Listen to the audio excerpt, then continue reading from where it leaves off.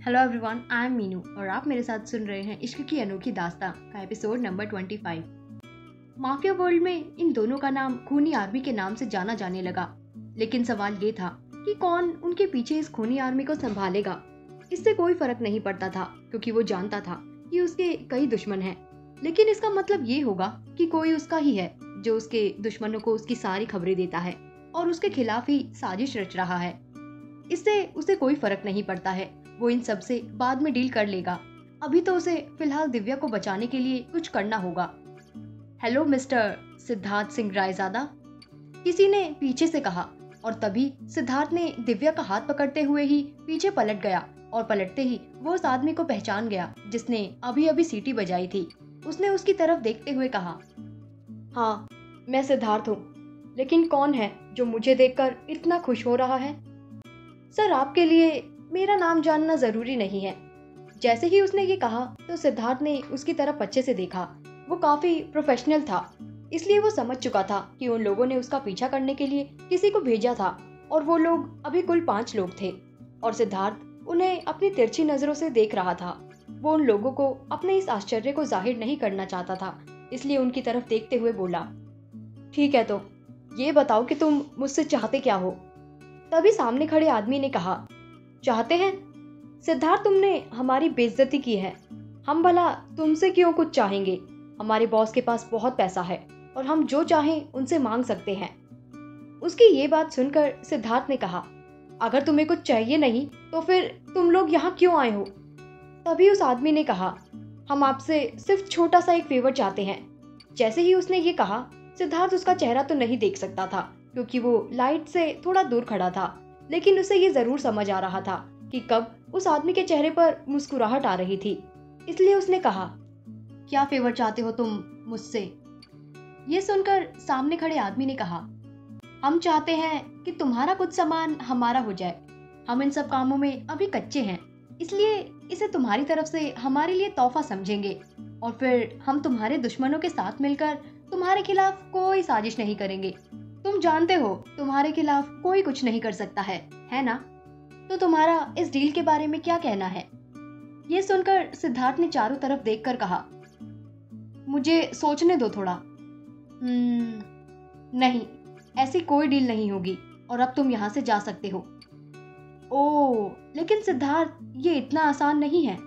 तुम देख सकते हो कि हम तुमसे यहाँ क्यों मिलने आए हैं। ये कहते ही उस आदमी ने अपने मुंह से एक टक करके आवाज निकाली और पीछे से उसके कुछ आदमी बाहर आए और उन्होंने दिव्या को सिद्धार्थ के हाथों से छुड़ाकर उसे अपनी तरफ खींच लिया। ये देखते ही सिद्धार्थ ने गुस्से से कहा, ऐसा मत करना।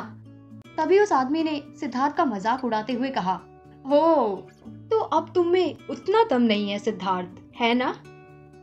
मैं अब भी वैसा ही हूँ, ये गलती दोबारा मत करना। सिद्धार्थ के ऐसा कहते ही कुछ लोग कहीं से बाहर निकले और उन्होंने उन आदमियों को घेर लिया।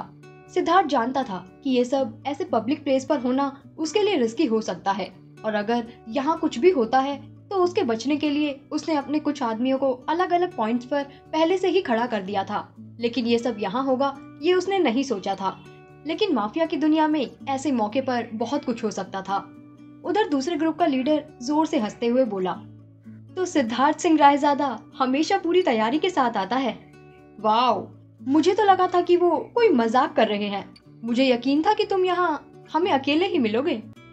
तभी सिद्धार्थ ने उसकी तरफ देखकर कहा, तुमने गलत ही सोचा था।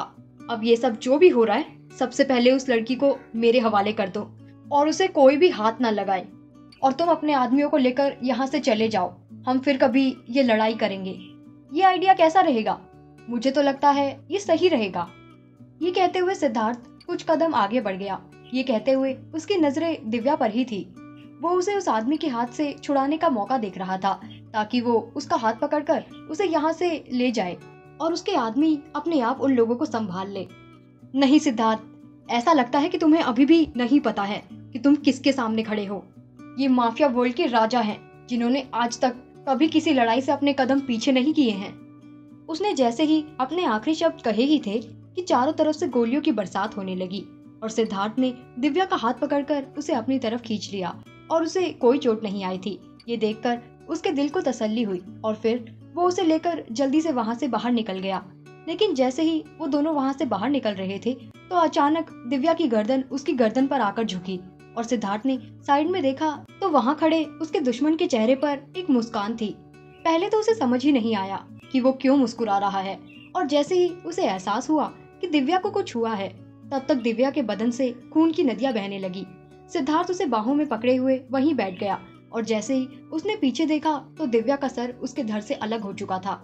उसे कुछ समझ ही नहीं आ रहा था कि अब वो क्या करे, और देखते ही देखते दिव्या अपनी जान खो चुकी थी। वो दिव्या को दम तोड़ते हुए देखता रहा और फिर गुस्से से खड़े होकर वो उस आदमी के पीछे जाने लगा जिसने ये सब किया था।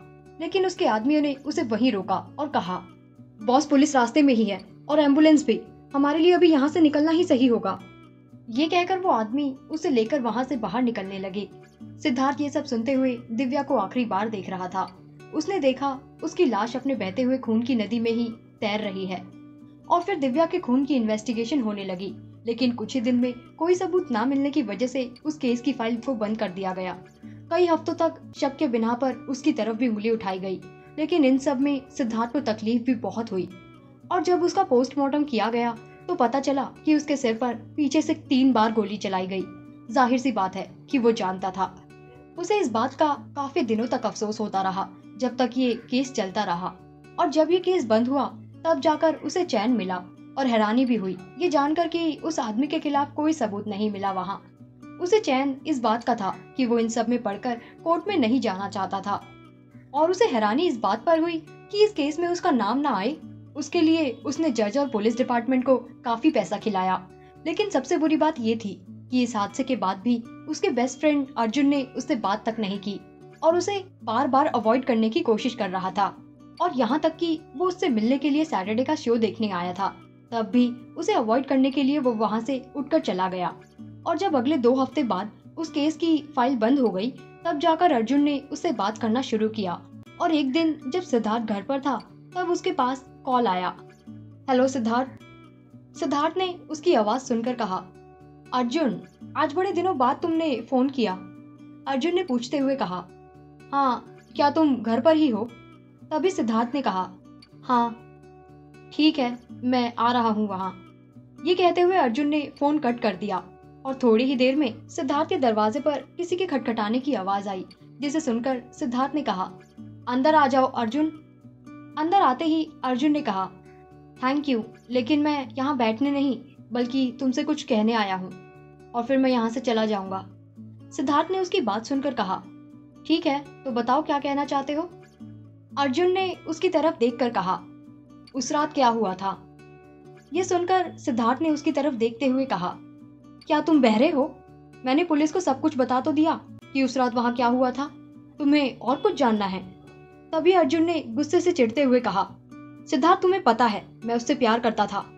ये सुनकर सिद्धार्थ ने गुस्से से जवाब देते हुए कहा, तुम्हें क्या लगता है मेरे मन में उसके लिए कुछ नहीं था?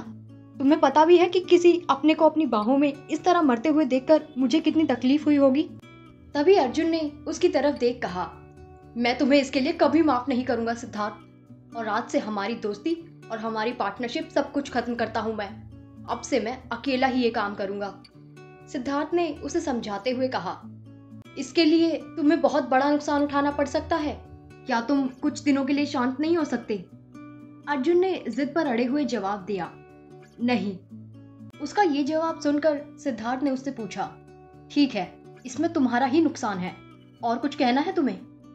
तुमने उसे मार डाला, तुम उसके खूनी हो। अर्जुन ये कहते हुए वहां से चला गया। सिद्धार्थ को ये सब देखकर काफी तकलीफ हो रही थी, लेकिन उसे सबसे ज्यादा तकलीफ ये सोचकर हुई कि अगर और किसी वजह से अर्जुन उसके साथ सारे रिश्ते तोड़ने आता तो ये रिश्ता बिना हिचकिचाए तोड़ देता। लेकिन इस बात ने उसे सोचने पर मजबूर कर दिया था कि उसे क्या करना चाहिए। आज 5 साल पहले सिद्धार्थ कभी कभी दिव्या के बारे में सोचता था, लेकिन अब वो अपनी जिंदगी में आगे बढ़ चुका था और इन 5 सालों में उसने अपने दिल को बहुत संभाल कर रखा था।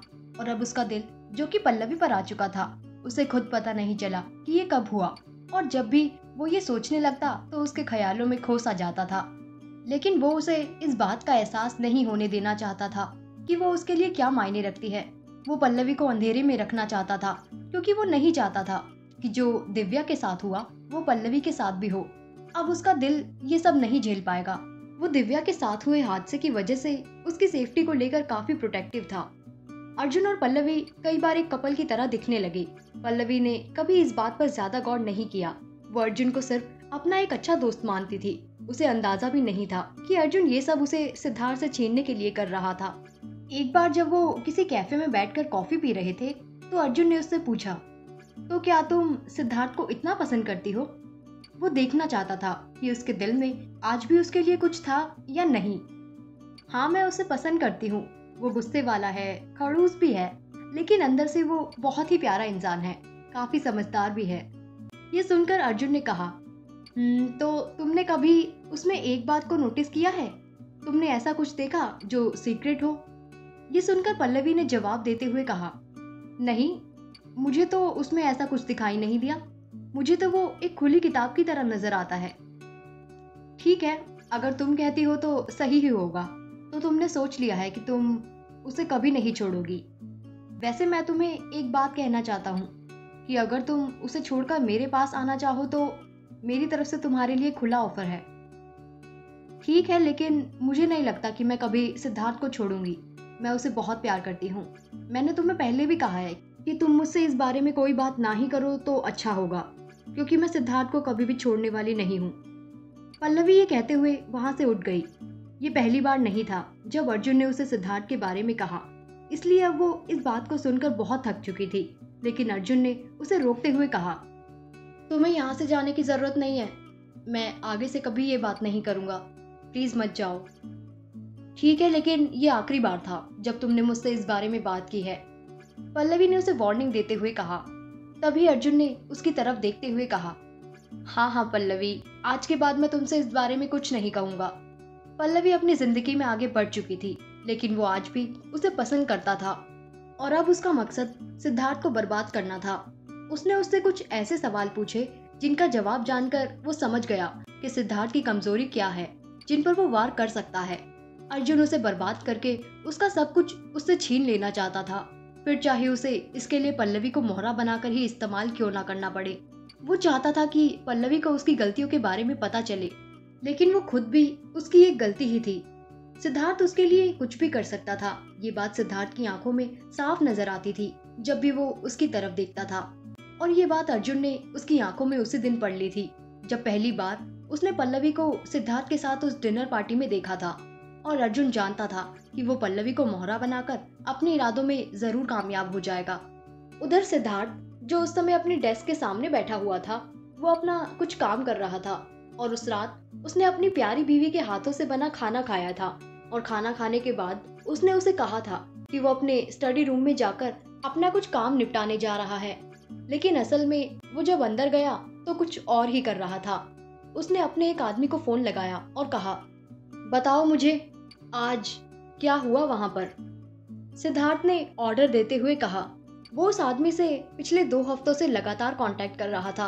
उसने उसे कुछ काम दिया था, उसी के बारे में पूछने के लिए उसने उसे फोन किया था। तभी सामने वाले ने जवाब देते हुए कहा, ठीक है सर, आज सेम उसी टाइम पर उसी रेस्टोरेंट में एक अलग तरह का खाना ऑर्डर किया गया, लेकिन क्या ये बात इम्पोर्टेंट है बॉस? सिद्धार्थ ने अपनी रौबदार आवाज में कहा, मेरे लिए तुम्हारी बताई हुई हर बात इम्पोर्टेंट है। कहानी में आगे क्या होगा जानने के लिए सुनते रहिए कहानी के आने वाले एपिसोड्स। Thank you.